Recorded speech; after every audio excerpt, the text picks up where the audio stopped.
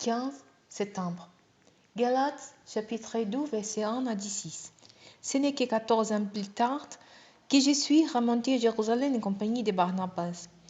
Je vais aussi emmener Tite avec moi. Je fais ce voyage pour Robert en révélation divine. J'irai exposer l'évangile que j'annonce parmi les non-juifs. Je l'ai exposé dans un intérêt particulier à ceux qui sont les plus considérés, car je ne voulais pas que tout mon travail passé futur soit compromis. Au titre, mon compagnon était d'origine païenne. Eh bien, on n'est même pas obligé à se soumettre au rite de la circoncision. Et cela, malgré la présence des fausses frères, des intrus qui s'étant infiltrés dans nos rangs pour espionner la liberté dont nous jouissons dans notre réunion avec Jésus-Christ. Ils veulent faire de nous des esclaves.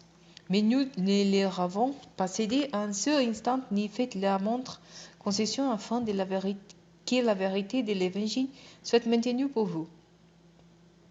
Quelle a été, à cet égard, l'attitude des personnes les plus considérées? En fait, ce qu'ils étaient alors m'importe peu, car Dieu ne fait pas de favoritisme. Eh bien, ces personnes-là ne m'ont pas imposé d'autres directives. Au contraire, ils ont constaté que Dieu m'avait confié la charge d'annoncer l'Évangile aux non-juifs comme à Pierre celle de l'annoncer aux juifs. Que celui qui agit en Pierre pour qu'il soit l'apôtre des juifs a aussi agi en moi pour que je sois celui des non-juifs. Ainsi, Jacques, Pierre et Jean, qui sont considérés comme colonnes de l'Église, ont reconnu que Dieu, dans sa grâce, m'avait confié cette tâche particulière. C'est pourquoi il nous ont serré la main, à Barnabas et à moi, un signe d'accord et de communion. Et nous avons convenu ensemble que nous irions, nous, vers les peuples païens, tandis qu'ils se consacreront aux Juifs. Ils nous ont seulement demandé de nous souvenir des pauvres, et ce que j'ai bien pris soin de faire.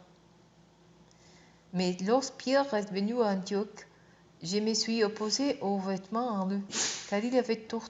En effet, avant d'arriver de quelques personnes de l'entourage de Jacques, il prenait part aux espaces communs avec les croyants non-juifs. Mais après le venu, il s'est esquivé et s'est tenu à l'écart, parce qu'il craignait les croyants d'origine juive. Comme lui, les autres chrétiens d'origine juive se sont mis, eux aussi, à cacher leurs véritables convictions, au point que Barnabas lui-même s'est laissé entraîner par la dissimulation. Mais quand j'ai vu qu'ils ne marchaient pas droit selon la vérité de l'Évangile, j'ai dit à Pierre devant tous les frères, toi qui es juif, tu vis comme un croyant d'origine païenne et non comme un juif. Comment peux-tu vouloir obliger les frères et sœurs d'origine païenne à vivre comme des juifs? Nous qui sommes juifs de naissance, nous ne faisons pas partie de ces pécheurs qui sont les païens.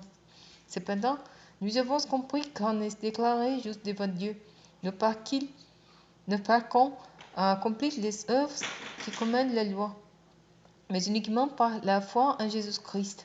C'est pourquoi nous avons, nous aussi, placé notre confiance en Jésus-Christ pour être déclarés justes par la foi et non pas que nous aurions accompli ce que la loi ordonne.